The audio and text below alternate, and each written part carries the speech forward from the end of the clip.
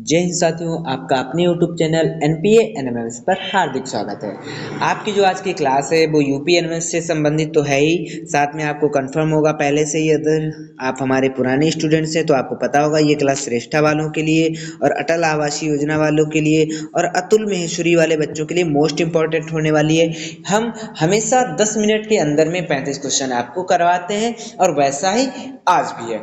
तो आज जो क्वेश्चन आपके होने वाले हैं वो भाई जो दर्पण से संबंधित क्वेश्चन होने वाले हैं उनको हमें सॉल्व करना है। राइट, तो शुरू करते हैं भाई।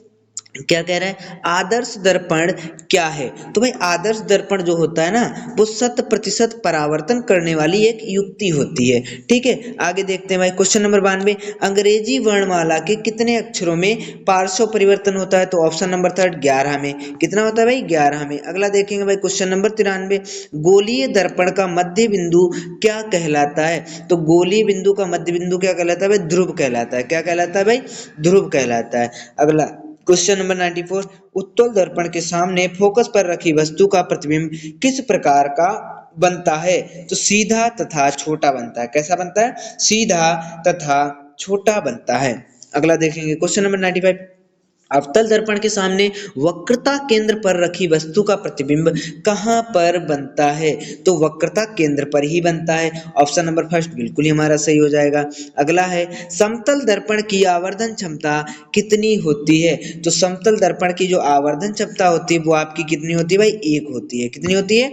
1 होती है। अगला है, अवतल दर्पण के सामने मुख्य अक्ष के समांतर आने वाली प्रकाश की किरणें दर्पण से परावर्तन के पश्चात किस बिंदु पर मिलती हैं या मिलती हुई प्रतीत होती हैं? तो वह ध्रुव पर। कहां पे?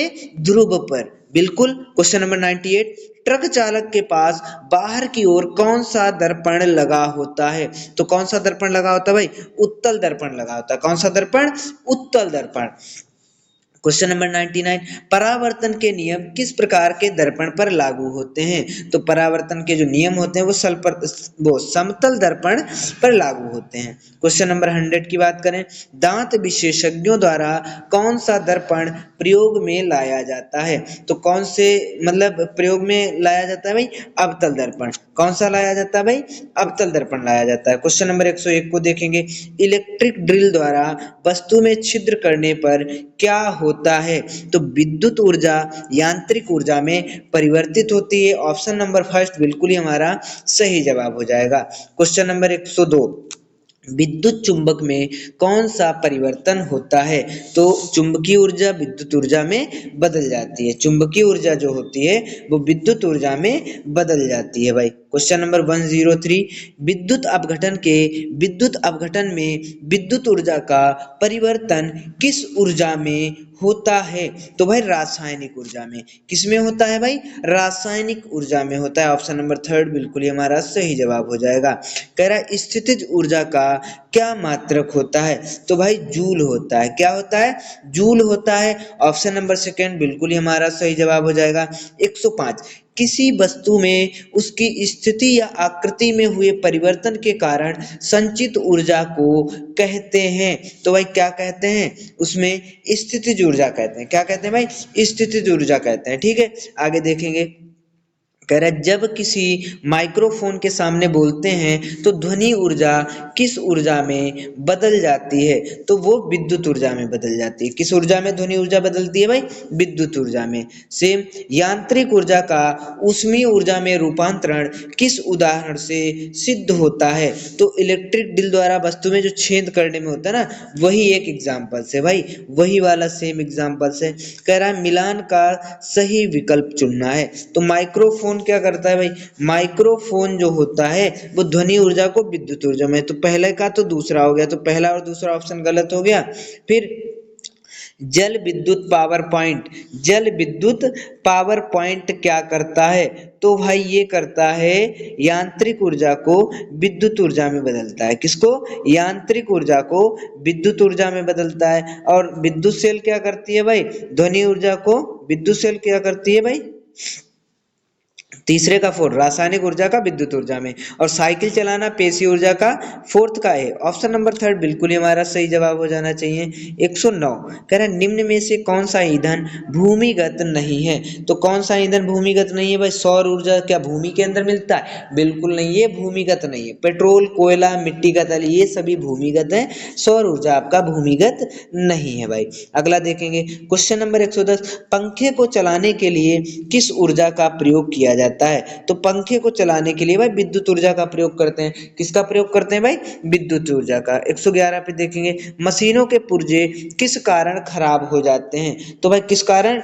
देखो, अधिक उपयोग करने के कारण, बिल्कुल सही बात है भाई। घर्षण के कारण, बिल्कुल सही। पुराने होने के कारण, ये सभी कारण है भाई, ये सभी कारण हैं। ऑप्शन नंबर फोर्थ बिल्कुल ही हमारा सही जवाब हो जाएगा। जल प्रपात से गिरता हुआ पानी किस ऊर्जा का उदाहरण है? तो भाई ये स्थितिज ऊर्जा का उदाहरण है। किसका उदाहरण है? स्थितिज ऊर्जा का। देखिए दोस्तों, इस पे जो है हम स्क्रीन रिकॉर्डेड वीडियोज ही बनाते हैं। यदि आपको मैथ और रीजनिंग की स्पेशल तैयारी करनी है एनएमएस से संबंधित, तो मैं डिजिटल बोर्ड पे भी पढ़ाता हूँ, जिसके लिए हमारा यूट्यूब चैनल है नेशनल प्रथम एकेडमी। नेशनल प्रथम एकेडमी पे हमारी डेली शाम को 7 बजे लाइव क्लास आती है, तो उसमें जुड़ना ना भूले सभी लोग, ठीक है। तो वहां पे हम क्या करते हैं भाई, मैथ और रीजनिंग बहुत ही आसानी से पढ़ा सकते हैं, क्योंकि स्क्रीन रिकॉर्डेड में हम मैथ और रीजनिंग उतनी आसानी से आपको नहीं समझा सकते हैं। तो सभी जितने भी मेरे स्टूडेंट्स पढ़ रहे हैं या इस वीडियो को देख रहे हैं, तो प्लीज नेशनल प्रथम एकेडमी को जरूर ज्वाइन करें, उसको सब्सक्राइब करें और शेयर भी करें अपने दोस्तों तक, ठीक है। अगला क्वेश्चन क्या है भाई? अगला क्वेश्चन आपका है बांध से जो टरबाइन चलकर बिजली बनाई जाती है, इसमें ऊर्जा का कौन सा रूपांतरण है? तो भाई इसमें स्थितिज ऊर्जा, गतिज ऊर्जा और विद्युत ऊर्जा। स्थितिज ऊर्जा, गतिज ऊर्जा और विद्युत ऊर्जा। भाई स्थितिज ऊर्जा होती है, फिर गतिज ऊर्जा चेंज होती है विद्युत ऊर्जा में। ऑप्शन नंबर 113 का फर्स्ट बिल्कुल ही हमारा सही होने वाला है। क्वेश्चन नंबर 114, ऊर्जा संरक्षण के नियम के अनुसार क्या होता है भाई? ऊर्जा संरक्षण के नियम के अनुसार ऊर्जा एक रूप से दूसरे रूप में बदल सकती है, पर नष्ट नहीं होती। ऑप्शन नंबर थर्ड बिल्कुल ही हमारा सही जवाब हो जाएगा। क्वेश्चन नंबर 115 क्या कहता है? किस उपकरण का कार्य परावर्तन के नियम पर आधारित है? तो किस उपकरण का भाई? ऑप्शन नंबर सेकंड बिल्कुल ही हमारा सही होगा, दर्पण। ऑप्शन नंबर सेकंड दर्पण बिल्कुल ही हमारा सही होगा। परावर्तन किस सतह पर अधिक स्पष्ट दिखाई देता है? तो भाई ये जो चमकदार और समतल सतह होती ना, वहां पर परावर्तन बहुत मस्त से दिखाई देता है, बिल्कुल ही साफ। मानव नेत्र में किस भाग पर प्रतिबिंब बनता है? तो किस भाग पर बनता है भाई? रेटिना। ऑप्शन नंबर सेकंड बिल्कुल ही हमारा सही जवाब हो जाएगा। अगला है अवतल दर्पण का उपयोग निम्न में से किस में किया जाता है?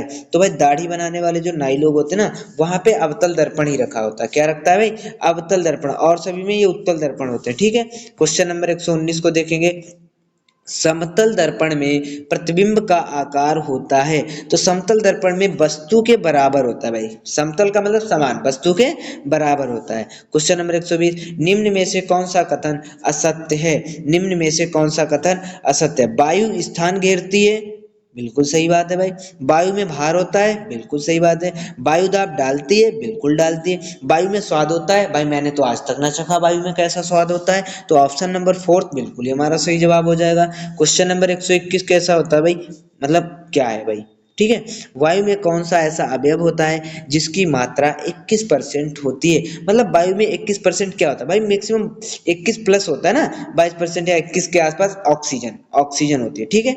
अगला देखेंगे 122, वायु में ऐसा कौन सा अवयव होता है जिसका अनुपात बदलता रहता है? तो भाई जो जलवाष्प होता है ना, वो बदलता रहता है। ऑक्सीजन उतनी ही रहेगी, नाइट्रोजन उसकी उतनी ही रहेगी, जलवाष्प हमेशा बदलता रहता है मौसम के अकॉर्डिंग। 123, वायु का घनत्व कम हो जाने से किस गैस की मात्रा कम हो जाती है? तो किस गैस? ऑक्सीजन की। किसकी भाई? ऑक्सीजन की मात्रा हमेशा कम हो जाएगी। ओजोन परत हमें किससे बचाती है? तो ओजोन परत जो है हमें परावैंगनी किरणों से बचाती है। बहुत ही नॉर्मल इस छोटा सा क्वेश्चन था भाई। अगला है और हमारा लास्ट क्वेश्चन है, पृथ्वी से लगभग कितनी ऊंचाई पर ओजोन परत पाई जाती है? तो लगभग जो है वो 25 किलोमीटर की ऊंचाई पर ओजोन परत पाई जाती है। आप लोगों के लिए कमेंट की बात करें तो आज जो है आपको कमेंट करना है कि वायु में, यहाँ पर हमने क्वेश्चन देखा है कि वायु में ऑक्सीजन 21% पाई जाती है, आपको कमेंट करना है नाइट्रोजन कितने परसेंट पाई जाती है, वायु में जो है वो नाइट्रोजन कितने परसेंट पाई जाती है। मिलेंगे हम कल नेक्स्ट वीडियो में, सेम समय 6:30 बजे, राइट। ठीक है भाई, देखने के लिए